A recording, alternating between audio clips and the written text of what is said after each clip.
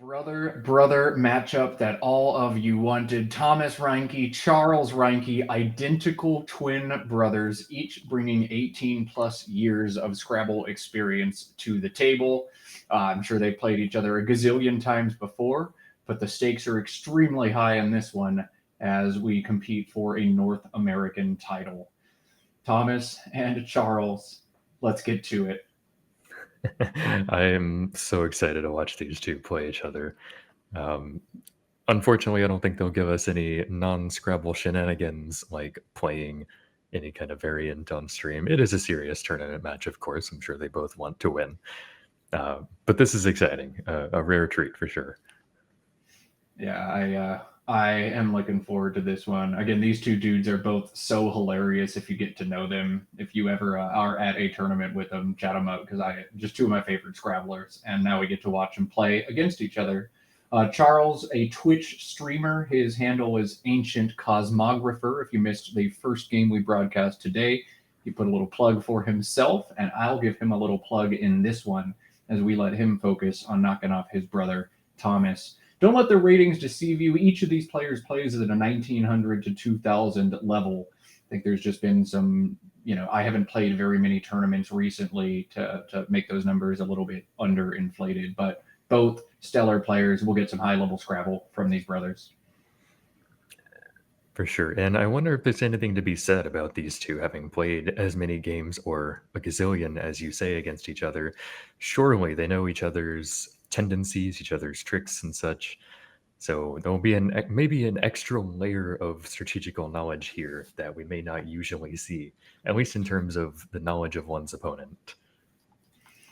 Yeah, when you play somebody this frequently, Chris and I mean, we played each other a gazillion times growing up as well, and you know somebody's game almost too well that it starts to get in your own head. You know exactly what they're trying to do and why they're trying to do it because you think so similar to them and you know so much about their style. But alas, Thomas to play first, ABGHILR. And I think right away his word knowledge is going to be put to the test. One option requires knowledge of a weird Collins only five is easily best for him. And that option is BIGHA for 26. If you know that word, you have to play it. If not, this turn becomes a lot harder. Yeah, I think if not, the next play is maybe pretty straightforward. LAIGH being in both lexica. So that's probably the fallback here, keeping BR and scoring 2 less. Well, I don't know. I don't know where you play that. But yeah, either way, I think, yeah, BIGHA, if you spot it, if you know it, that's definitely the play. If you don't, though, and Thomas has not already put it down, which makes me think that he might not be seeing or knowing the word, there is definitely some consideration to be made. I wonder what we're going to see out of him. Biga, BIGHA, alternate spelling of BEEGAH. It's an Indian land measure, and both of those words, CSW only. Both twins have been playing exclusively CSW for a while, as far as I know, but I still think these CSW only words elude both of them at times. You see Thomas instead opting for the four-letter BAGH. I think that's the most reasonable fallback play here, but big ha, biga, if you know it, is what you got to do here. Yep.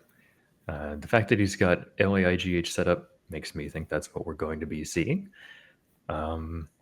But yeah, not often or not always do you have an opening turn that's worth consideration, but when there is a hole in word knowledge, sometimes opening turns get a little bit more confusing. Or even if there's not a hole, opening turns can be worth spending some time on, but also draining 3 minutes and ticking is something to be thinking about as well. You might not want to be putting quite that much time into it. And all right, there we see. All right, so LAIGH, the highest scoring non BGA play here, 26 points, holds BR, a good option for Thomas, but points left on the table on the first turn. Play shifts over to Thomas, ADGHPTU on his rack. The exposed H gives him fun plays, HAUGH or HAUGHT.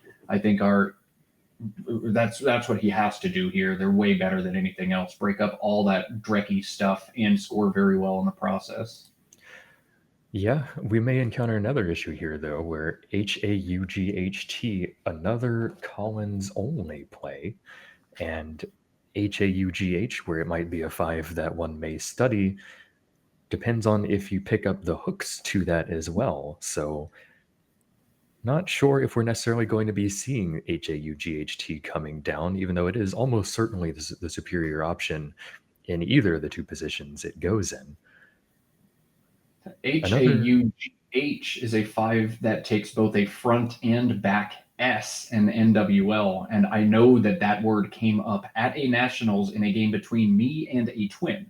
So one of the twins has seen at least the jaw before, but yeah, the T back hook is CSW only. That's a great point. Mm-hmm. We're gonna have to start remembering which brother has interacted with which other brother in which games here. I am still not I'm still not sure that they don't swap places every once in a while. Thomas sat down and played me in a match where I was paired against Charles. I don't know the brothers well enough to know that they pulled a fast one on me. I bet there are some people out there who do, but you know, which Reinke did Shaw come up against? I don't remember, but it was probably 2012 when it happened. Mm-hmm. I'm not sure I've ever been skilled enough to play either of them, regardless. So, I'm not sure I have a tournament history against either of them, but hopefully one of these days I'll get to play at least one of them, if not both. Oh, you will. The Reinkes will be around forever. Okay. Looks like Charles is bringing a play forward. PAH. Interesting. I'm not going to sugarcoat it. This place sucks. I didn't want to be the one to say it. I mean, not if you don't spot HAUGH, and especially if you don't spot HAUGHT, even then your next options are what? GOP, God? Those are both there. I don't play like the U. keeping. Yeah, I don't like keeping the U, especially with gross DGT. Ugh. Sure, this is points, but I don't like it. Bad play. That's all I got. Sorry, Charles, to be critical. He's been in the booth with me a bunch of times. I'm sure he can handle it, but that's just a bad play. Unless this is him like trying to metagame and box in his brother, 4-dimensional chess. I think it's just a poor decision, maybe an oversight on that turn. Yeah, I mean, perhaps he's trying to keep the board closed down for some reason or other. Maybe he knows his twin hates closed boards. Even this is not the most offensive. Plenty of hooks available underlapping and overlapping. Yep, just a tough one. Maybe just blinking on spots to get rid of that U. Thomas, however, has plenty of very fun options this turn. It's just about picking which ones. He's got overbet set up on his rack, which is one of the two words that he has, obverts being the other. Plays in a couple of spots as well. Just about picking which one he likes best. And it looks like he's picked overbet in this position here. This scores 76. Obverts and LAIGHS is 83. Mm-hmm. And say what you want about the shape of the board. I think the 7-point sacrifice is too much to be given up here. This looks like another misplay in this game. Yeah, maybe there's a little bit of consideration about whether or not LAIGH takes the S, or maybe just a little bit too tunneled in on overbet being right there, not considering starting with OBV or something of the sort. Pretty easy to spot those when you've got the blank. Just make the blank an S and see if there's a 6 there. But yeah, I think you take the 7 points for obverts for sure. But he still gets a bingo, cashes in some points, and he will take a pretty healthy lead to start the game. And Thomas is on hold right now, it looks like. I don't know if this is an accept or a courtesy draw, but the play was held. It is valid, and this is CSW. It would just be a 5-point sacrifice if Charles opts to challenge it here. But Charles has to look and be like, oh, well, there's obverts too, and he didn't play that. So even if I challenge this off, he's just going to play obverts and OPA or obverts and lay. Just leave it on. And he's going to play QUAIGH, easily his top option here.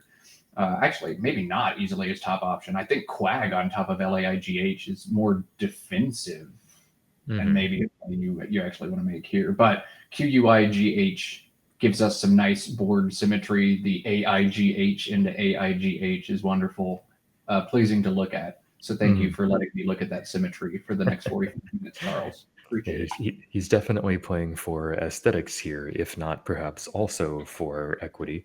There are actually a few interesting options. There's also quite QUIGHT to consider as well, keeping a D, which looks pretty nice, instead of TT. Or Quackle also suggests DIQUAT underlapping overbet with PED and LATI.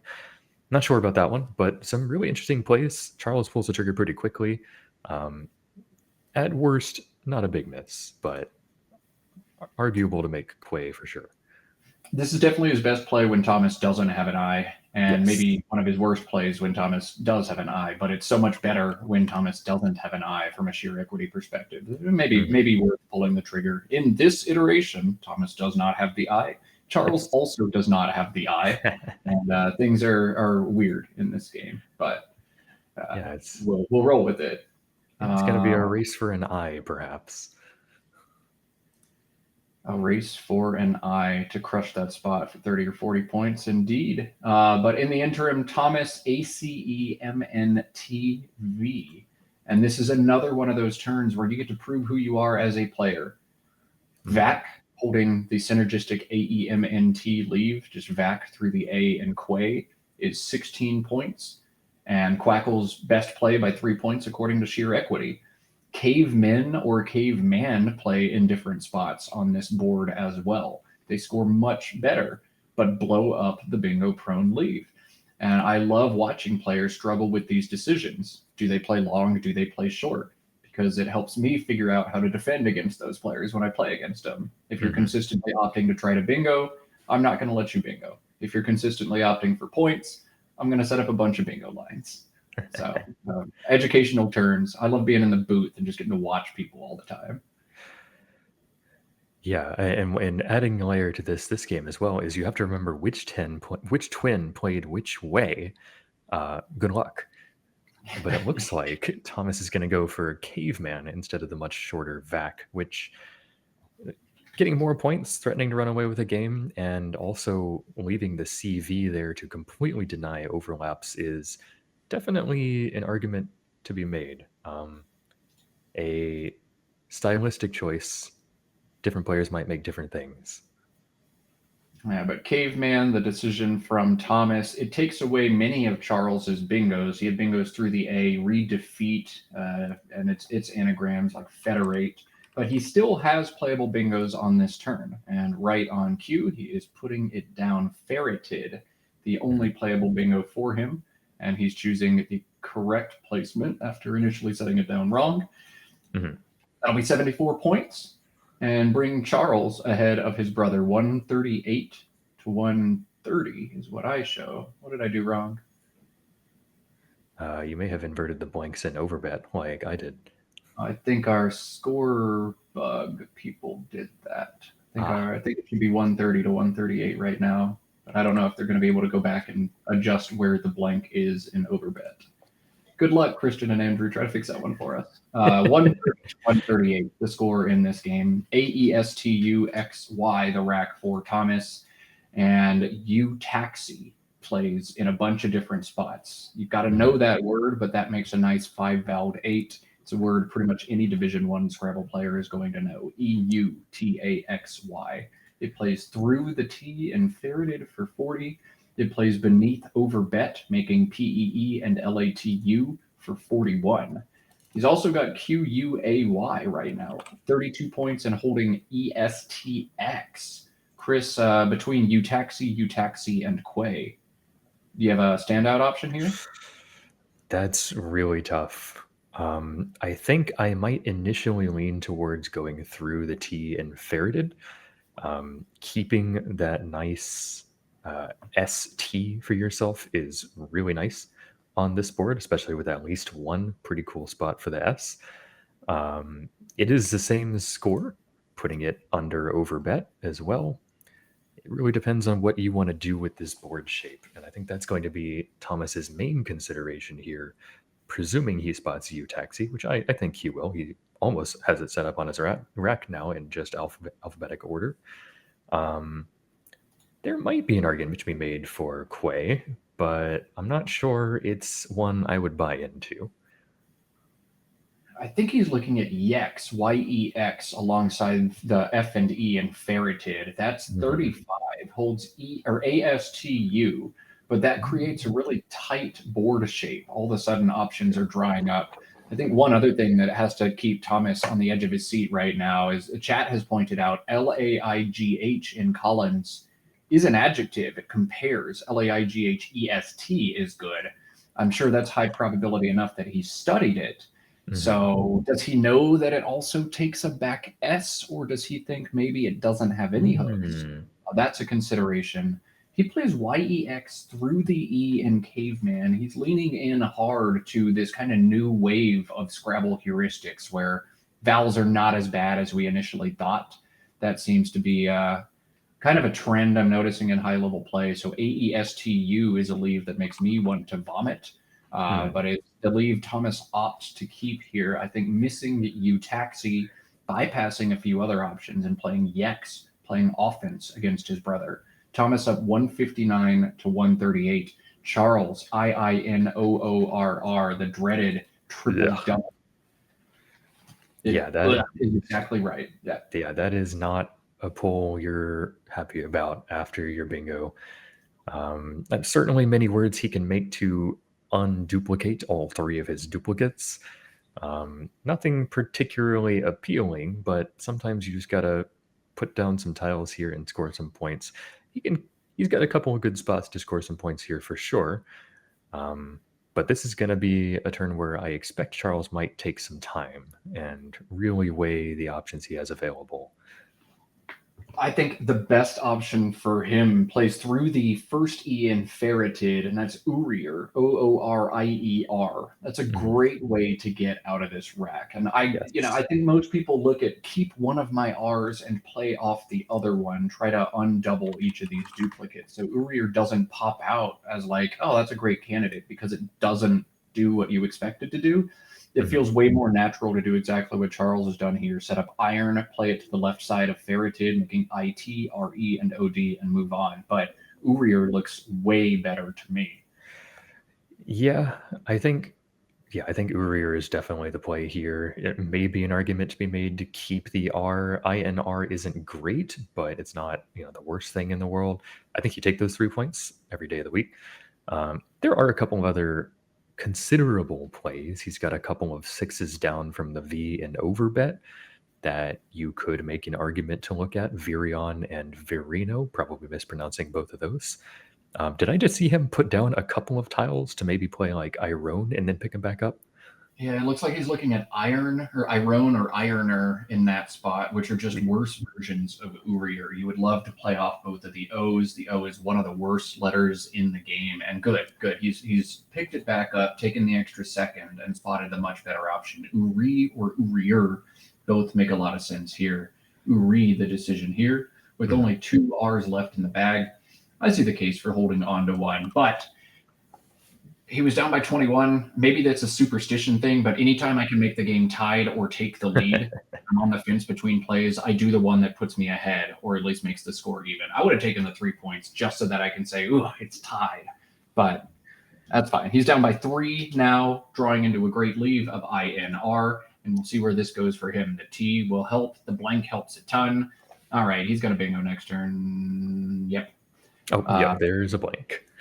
Yeah, blank and an E and all the good stuff. So ADESTUY, the rack for Thomas. You see he set up AYU, the wonderful Collins only 3-letter word that bails you out of everything. QUAY, again, a candidate play, and this time the play he's going to make after bypassing it on the previous turn. Quay for 32 from Thomas. And Charles, EIINRT blank. It's going to bingo. Does that Y help him? No. Yeah. I would be surprised if it did, but there are some interesting words that could have been there. He's going to have to choose one of his probably several dozen bingo options. Really comes down to what he wants this board to look like after he does play a bingo.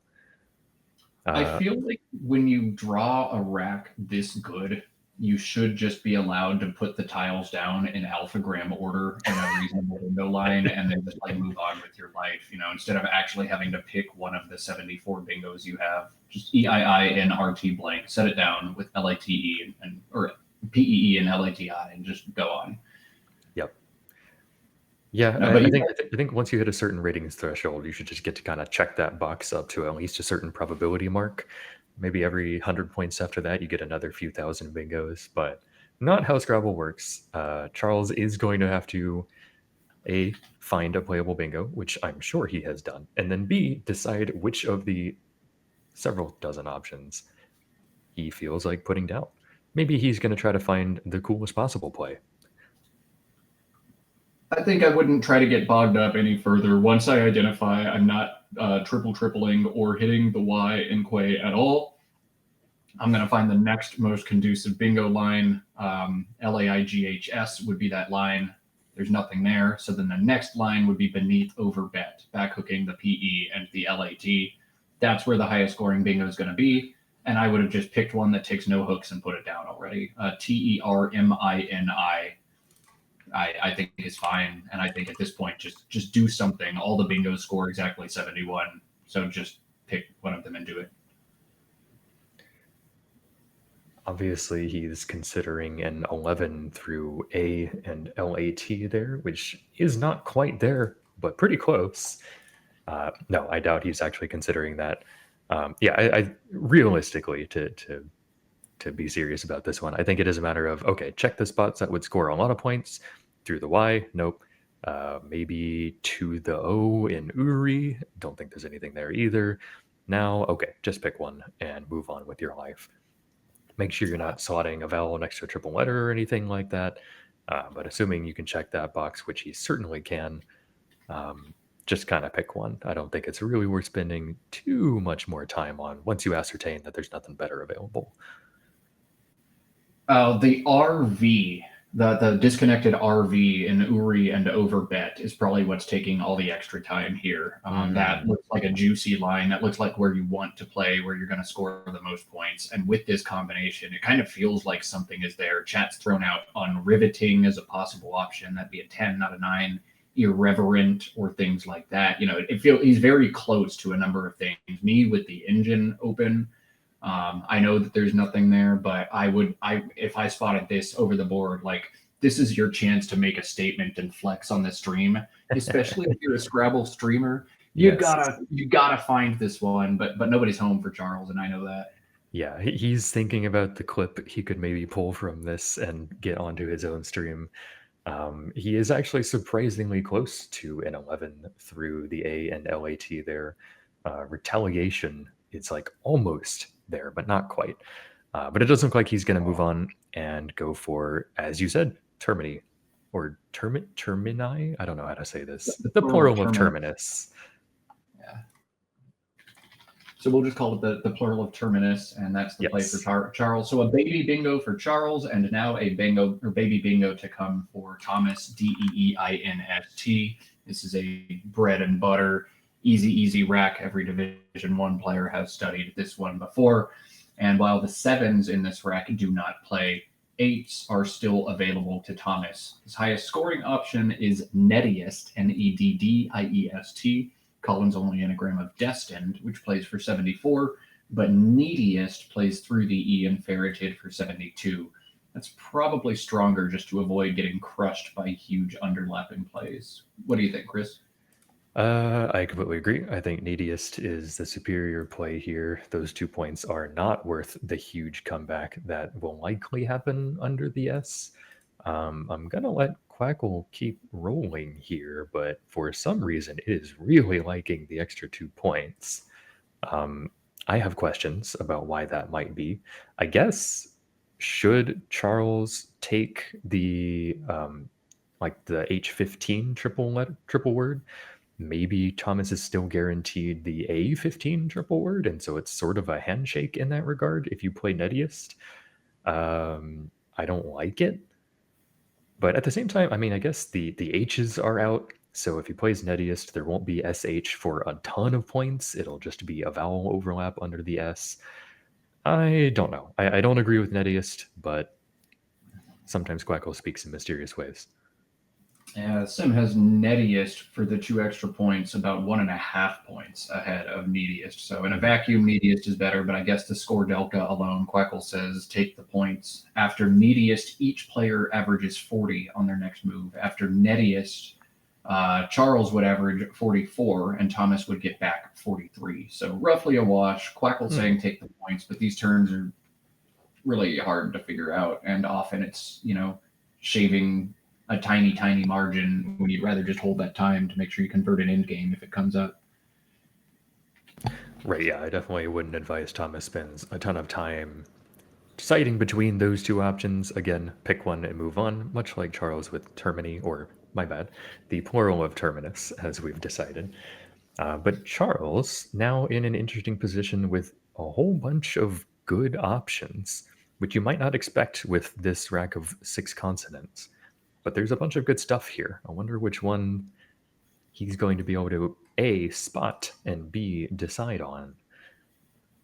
Yeah, the best play, according to the engine and according to this commentator, requires knowledge of a strange 6-letter word, FORCAT. That is a CSW only word. These guys are pretty good at their bingos, and forcat would take the S.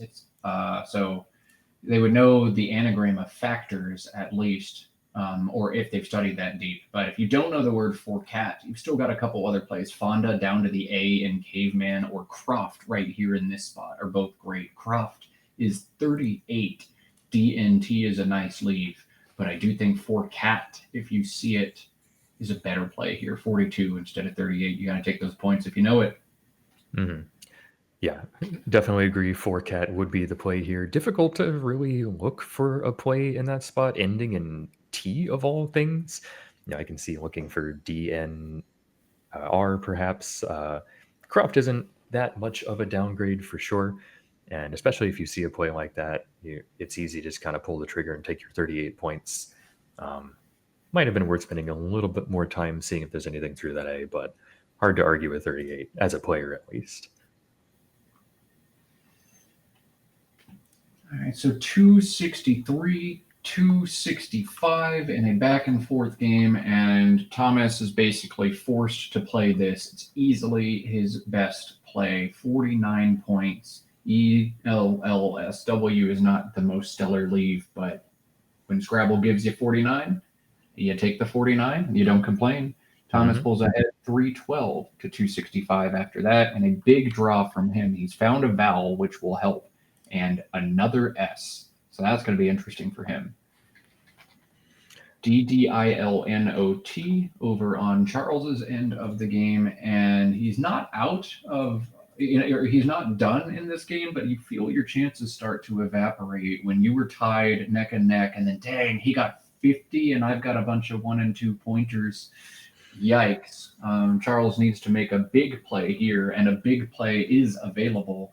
Through the AY, he can play Daylit, DAYLIT, 33 points. He can also play the 5-letter DAYNT, kind of a more inferior version of the similar play, but Daylit is easily the top play here for Charles, unless I'm missing something. No, I'm pretty sure I agree with that.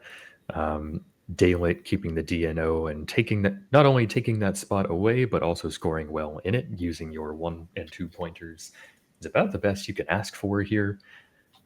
Still leaves him in an unenviable position, being down, 15 or so, and looking at a board that's not going to be friendly in terms of trying to mount a comeback unless he can draw something nice.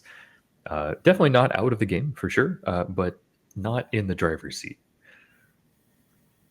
Scoring 33 and unmucking this rack is exactly what he needs to do here. It's going to keep his winning percentage as high as possible. A play like COLD is just not nearly as good. A play of TINDAL through the A in Caveman might also be appropriate here, but 33, keep the board tight. Hope that Thomas has drawn into some bad stuff and just catch up without a bingo is the best way to navigate this turn if you can. You hate to take a game where you have a possibility of winning just by outscoring and turning it into a game where you must bingo to win. If you can maintain control and keep scoring pressure in range, you need to try to do that. But daylit is a tough 6 to know. The past tense of daylight, which like doesn't really seem like it needs to be a verb, or is that just an adjectival form? I don't know. It is a verb. Daylight is a verb. So daylighted is valid. All right, Yeah. I'm daylighted to learn that. Gross. Okay. Yeah, I mean, daylight is definitely the play you want to be able to make here. Regardless of what's on your rack, if you can score 30 something, undouble some of your tiles, keep most of the good stuff that's here, you want to be able to do that. And daylight is the way, but finding it is difficult. And Charles seems like he's resigning himself to just playing cold instead, which an unfortunate miss because that's going to make coming back in this game just that incrementally bit more difficult. Yeah, just a missed opportunity. Taking a game, where it was maybe 35 or 40% to win and decreasing that down. Now it feels more like a 20 or 25%. And this is how Scrabble is. Players bleed winning percentage on every turn that they play suboptimally. And if you bleed enough points, you're not going to win as many games. So cold, another missed opportunity for Charles. They've had a lot of very tough technical terms requiring weird knowledge of the words. This has been a challenging game on both ends, but also definitely opportunities left on the table for both of these brothers in this one. Yeah, for sure. And a lot of those opportunities have been like strange fives and sixes, some of them CSW only, which of course they'd be familiar with as CSW players, but difficult to see some of those longer ones that don't have common word structures like for cat or daylit. And weird ones to have to spot for sure. But as you said, bleeding win percentage, bleeding equity with every play is going to make this game more difficult to win for Charles. But to turn the tables and focus on Thomas, he has one play which I think is superior, and it looks like he's found wayless, right where Daylit could have gone for 42, and threatening to run away with the game with that score. And the other strength of Wayless is I'm pretty sure this is not 42. This is going to be 47 because this is just kind of a oh god, it feels like game over. You weren't supposed to score 40 again at this turn. The board is so tight. How did you get 49 and 42? So a desperation challenge here, and you've got to do this if you're Charles. That's just way too many points. You're not coming back now. But again, kind of emphasizing if you spot daylit, this game is totally different. But now you're more or less sunk in this one. Great play from Thomas. That's a tough word to pull the trigger on. You have to be very certain, but he was very certain. And it looks like he's almost put this one away with that play. Yeah, getting the extra 5 points just puts him that much more in the lead as well, which is always nice. Making the score look like, okay, yeah, from Charles's perspective, yeah, I think I'm going to certainly need a bingo now if I didn't before. And he's close to one. I'm not sure if he's quite there to it, though. He did not draw it, though. I'm trying to make a terrible pun. I think he's going to have to play DINNA, which is a Collins only 5 and a Scottish spelling of do not or did not. So he did not draw the bingo here. I'm so sorry. Take me off the mic, please. Somebody find somebody better. Or maybe he's hungry and is looking forward to dinner. That's the one I was going to make, but I didn't want to send everybody out of here thinking that word might take an S. The Collins only 5 has one back hook, and it's not an S. It's an E. Today you learned something if you're watching the stream now. Yeah, I think Dinah is the better play for a variety of options. A, it's probably one of the better scores he can find without burning his S, and B, it does give him a very strong bingo lane to work with as well, should he pull something amenable to it next turn. Score 21, make yourself a lane. You basically do that no matter what, and he's going to make that turn very quickly, save a lot of his time for later in the game, and I think that's the right choice. Yeah, absolutely. So Dinah gives Charles some life in this game that feels like it's starting to slip away, and Thomas is going to have to figure out now with 3 new floaters on what was otherwise a tight board, how can I obstruct that? He would love to make a play that addresses the floaters in Dinah and the R in Uri all at the same time. There's not quite a way to do that. Brewer plays down to the R in Uri, give us another beer word for Chris, but Hey, doesn't quite block the D in Dinah. And you'd hate to play Brewer for Thomas, go up by about 80 points, and then seed an 80 pointer to the D in Dinah. But there's not a way to block every single option in one play that I'm seeing. You need a 6 or 7 tile play to the I or to the D in Dinah. Maybe you do just play Brood to the D. That's a lot of points to sacrifice, but it's really hard to lose this game if you make that play. Chris, I know you're great at thinking through defensive considerations like this and shaping a board. Are you looking to play defense with a play like Brood? You're looking to score some points, or what else would you do in this situation? Brood is tempting for the defense it plays, but you still leave the N there. IG is available in the bag, or just being going to the N is very reasonable.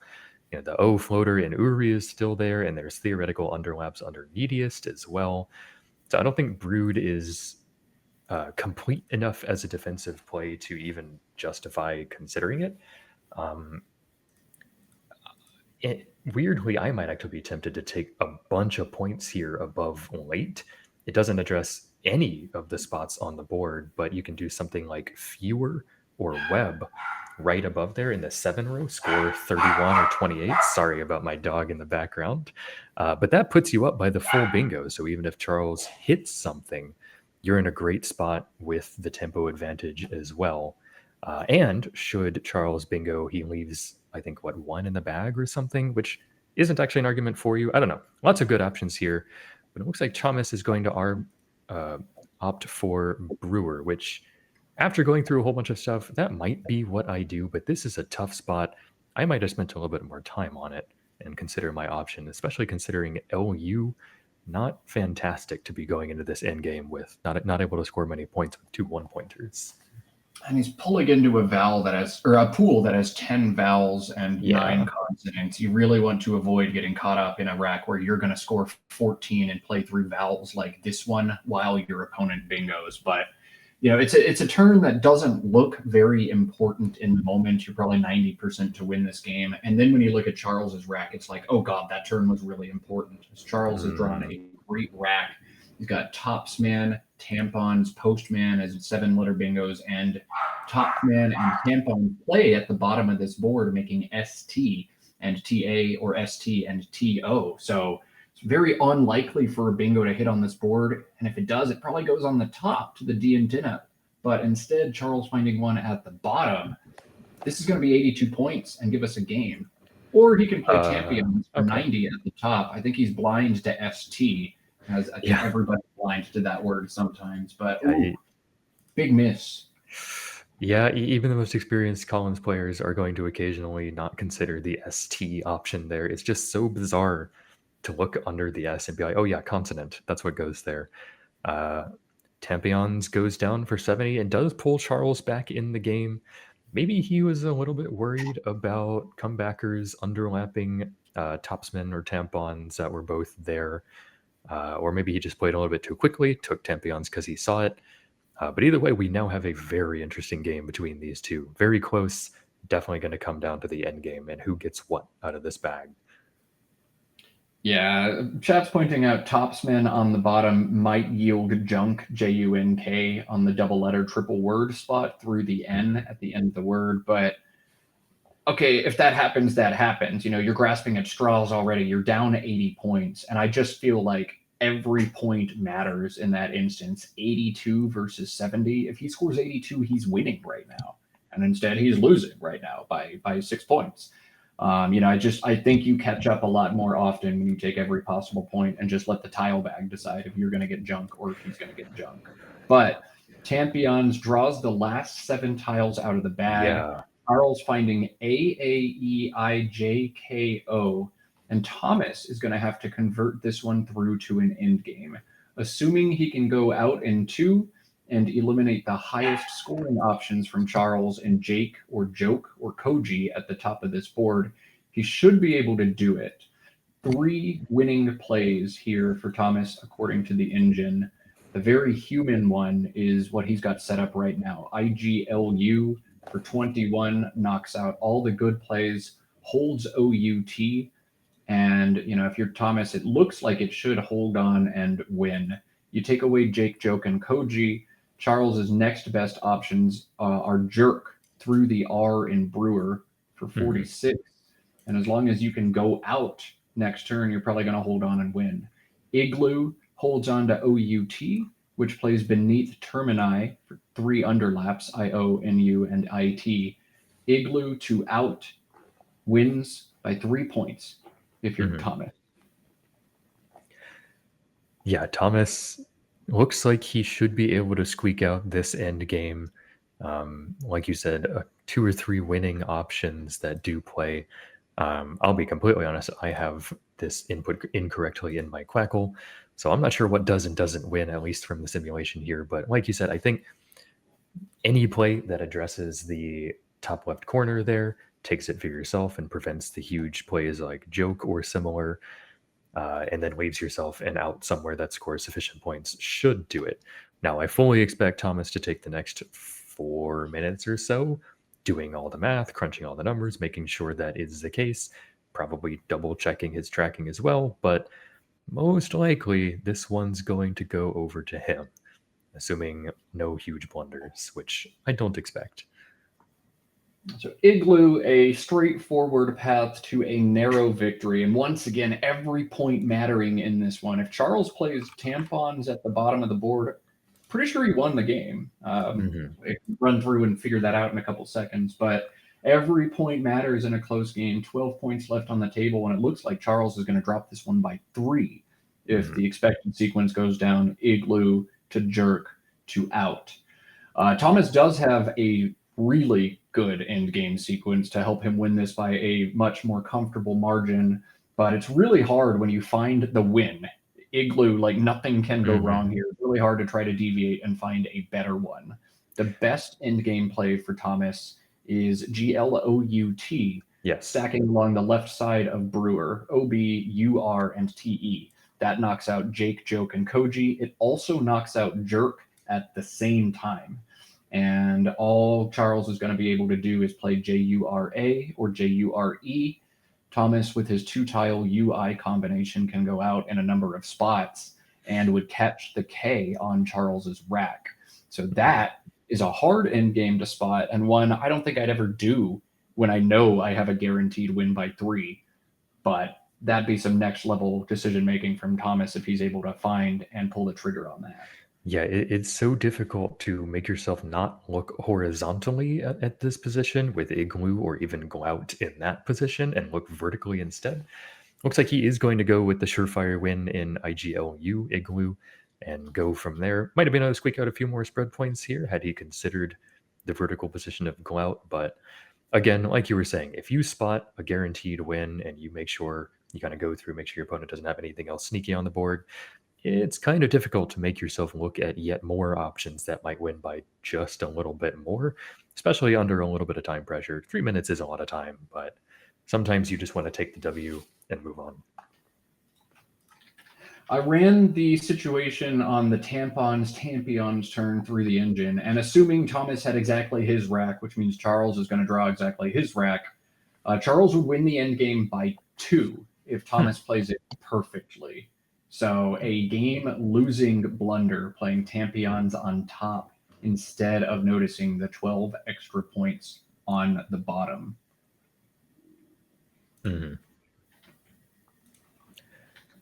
Yep, that's a tough one, especially considering tampons being a relatively common word. I'm sure he's gotten there on probability order as well, knowing the other option, but tough for, you could argue for a few plays earlier in the game going different ways and missing a couple of things there, but when it's more definite in the end game, when you can go back even just 1 or 2 plays and say, ooh, if I had just done that different, this game goes differently.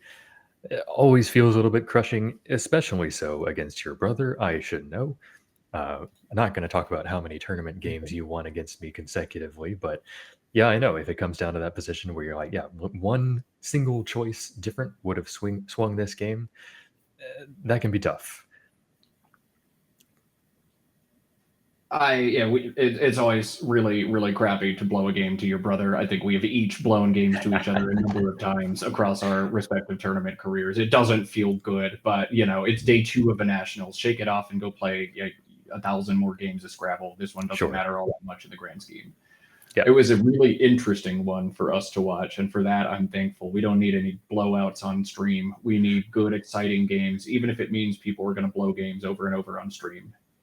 That's true. Yeah, we have been gifted with 3 competitive games in a row to start the day, which is a good thing. No 200 plus point blowouts in either direction. Even though last round looked like it might have gone that direction, we were gifted with a close one, and a close one here as well. And honestly, if you're going to lose a game to somebody, sometimes losing to your brother doesn't feel so bad because at least you can say, well, at least somebody I sometimes like got a win, even if it wasn't me. Yes. And what a better way to lose a game than to call your brother a jerk. Right on stream in front of 200 viewers. Good job, Charles. Well done. Also, his best endgame move, but for sure. Yeah. If it were a point or two in either direction, I would have argued for insulting your brother on the stream, but especially because this is a superior play by quite a lot, or I guess technically tied with Jark. Definitely call your brother a jerk on the stream. Well done, Charles. 100%. And out for 14 is going to make this a 3-point win, but we can't say that yet. Let's cut to overhead mic and make sure they've got the scores right and everything else.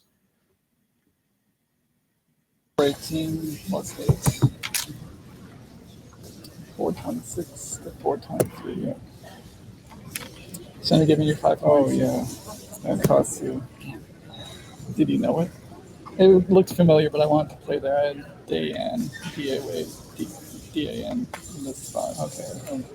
Although this is probably still better, but I wanted to play DAN to take care of that spot. And so I'm like, oh, 5 points. I mean, 5 points. 5 points. 5 points. 5 points. It's effing nothing. It's nothing, but that is tragic. It's tragic and pathetic. Yeah, when you play Tampions, I'm like, what the heck? Because I'm giving up all my good letters to play Brewer. I'm keeping like LU. Yeah. I guess there's no more E's left, so you're not worried about. There is this E left. Oh yeah, okay, there's one. So yeah, there I was still kind of worried about ED. Yeah, that's more. I think it's still possible to like go under here still. I was worried you'd just get really defensive because these are the best. Or these, I guess these two and this are the best spots. I mean, it's like this is marginal. It's like this is a lot more concerning. He wins by 3, but I gave him 5 points on a word, so challenge this one. I think it was just like Jason Eldar. No, not David Eldar told me like 1%. What was it? Like 1% of games are lost on challenges, but that seemed way too high. This is the 1%. This is the 1%. They're so evenly matched. Yeah. Yeah, I thought That challenge decides who wins. Yeah, I didn't see this. I thought we were going to go here for 11 and tie. This Oh, is that's sad. 3 fewer points. That is sad. But I did not see. I mean, it didn't really matter. I had to do jerk. Yeah. Either jerk or jark. I was hoping you would panic and try to block both. That was my first thought. Like It's like I have to panic and do like Bitto or something. Isn't TIK over? Oh yeah, that's right. I have to do BOT. Yeah, like You have to do BOG or something. yeah. And like totally freak out. I'm freaking out. And then it gets complicated. So I was afraid you were going to lose. But I guess I would have preferred that to just lose him. Tack is good as well. Oh, okay. So Yeah, I didn't have an A though. I had Igloo and Out. So I'd have to put the A there. yeah, no talk yet. Like I'm going to post it on the talk. This game's going to go on the NASA talk. I wonder if this microphone's on, but just for the record, neither one of us ever uses TikTok. Ever. No. It's a cancer on society. We don't use TikTok. We Only don't have Twitch is real. What are we writing? What are we writing? Oh my gosh. Draw a sad Twitch emoji. What are you writing? Are you disparaging my skills? No, just doing a self-plug. Oh yeah. Shout out Ancient Cosmographer. Twitch.tv, Ancient Cosmographer. It's me. Like and subscribe. Like and subscribe. It's Charles. It's not quite legible. Yeah, it's good to know which Reinke is you. I actually do have it on the on my Twitch profile because I thought that would be a point of confusion if I didn't put it there. So I pretty much doxed myself. But You are fully doxxed. I'm gonna come for. Oh, I'm just gonna order a bunch of pizzas to your house. yeah, Which coincidentally is my house. So So, you then I get a bunch of pizzas. you benefit from the pizzas. Did you recount everything? Do you Oh, I wanna mean, I recount? recounted every play. Okay. I do that for every. So we're saying it's 426 Yeah. 423. So if the score and Quack, there's like way Yeah, different. hopefully somebody tells us if we. I don't know if they're allowed to, right? Oh, after. Yeah. I don't know. Here? I play against. You meaning? I play boys. Okay. Like, there's no way we're staying up here. Yeah, because now I'm 5-5.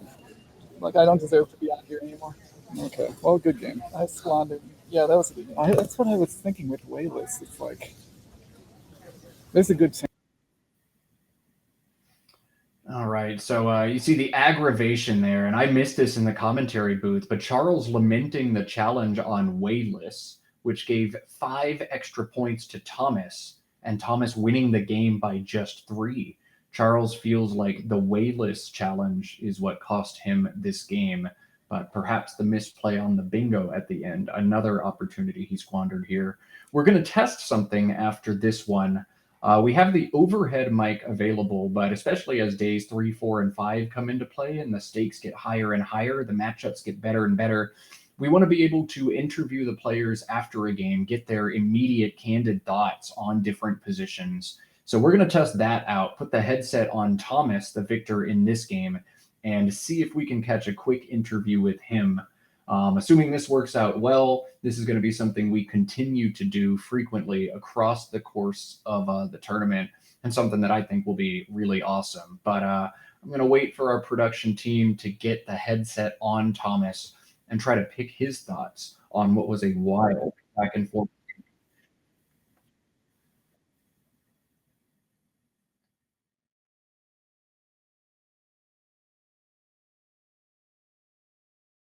Thomas, just super exciting. I guess I don't have. Uh-oh. I think One of Mike's stuff not is- working. Mike's not going over to Thomas right now. We'll try to get technical difficulties resolved. That's why we do this. Thomas, can you hear me now? No. Yes. Just flexing on cam for us. All right, we'll I'm try not to get hearing this anything resolved. We either. got Christian and Andrew, the guys I've shouted out multiple times, working on this behind the scenes. Thomas, can you hear me now? I can hear you. Can you hear me?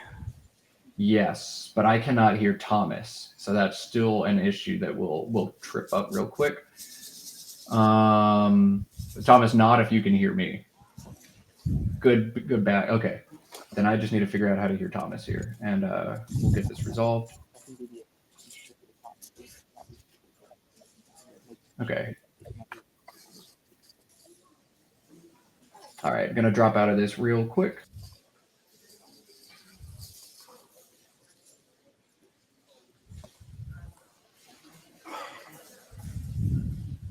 All right, one more chance. Thomas, are you there now? I can hear you. Can you hear me? I can hear you. Perfect. All right. Excellent. So tell us first your candid thoughts on that wild back and forth game with your brother. Oh, okay. My first thought was when Tampions came down and I drew a bunch of bad stuff out of the bag, I was 100% convinced that I was cooked. Fully cooked, as they say. I did give up a lot to kind of block bingo lines, and then having Tampions kind of fit perfectly in that spot. I don't know if you could see how tilted I was. Yeah. I was tilted for about 5 seconds. It felt like it was going to be a bad beat of bad beats as we saw UUGIO come out of the bag and a beautiful bingo on your opponent's rack.